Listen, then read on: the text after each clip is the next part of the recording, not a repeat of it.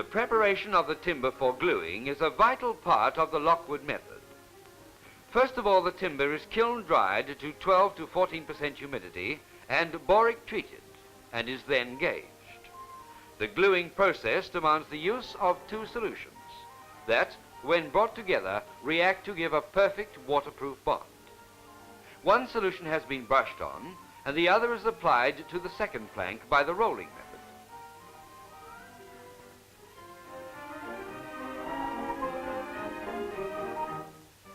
Here we see the importance of the accurate surfacing of the timbers, because this ensures that when the two planks are brought together under pressure, the water-resistant glue will penetrate the fibers of the timber to the maximum.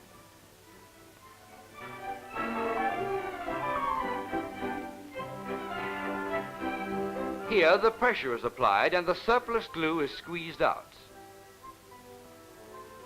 so that with good surfaces and extra good glue, a lasting product is the result. The timber having been through the gluing process, it is then dressed to the final stage in one operation.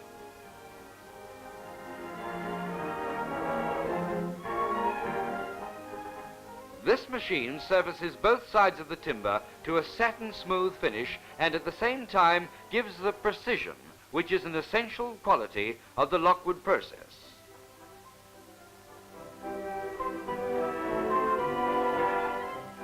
You will see later why this accuracy in the preparation of the planks is a must.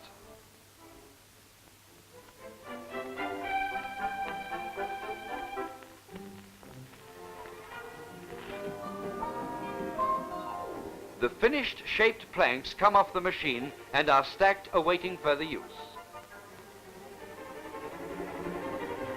Now here's a demonstration of the strength of a super lamination. First we have a solid unlaminated plank, and note how the knot goes right through the timber. Next we have a laminated plank of similar thickness, and note here that the knot appears on one side only. The laminated join is only faintly visible. The laminated plank carries the foreman's weight quite happily. Well now, let's see if the unlaminated plank can do the same job. Crash, and down he comes. Well, that's proof enough that a laminated plank has the strength. When your plan has been agreed upon, Mr. LeGroux, the factory manager, gets to work and correlates all the various components that will be required. And when this has been done, a complete schedule is handed to the factory foreman. He, in turn, assigns the cutting of the various timbers to those tradesmen concerned.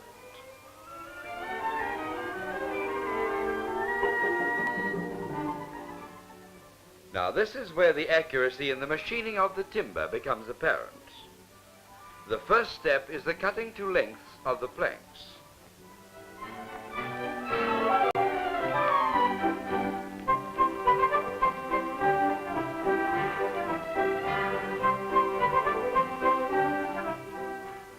All of these have to be precision cut and marked, each plank, so that every one falls into place.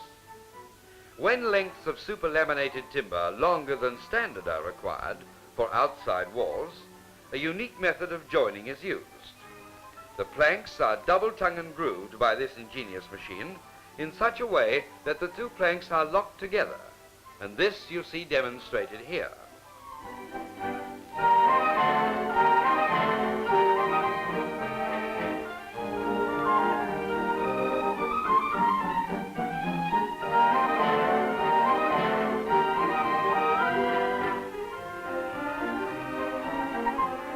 The inside walls are dovetailed into each other. Solid interior walls from 2-inch dressed timber add to the strength of the house.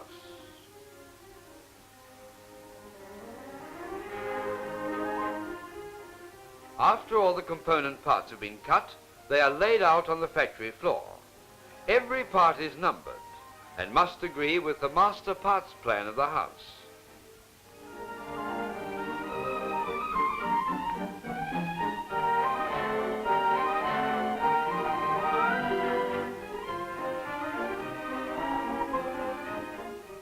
At this stage, the requirements of the electrical circuits are studied and the necessary holes are drilled for wiring.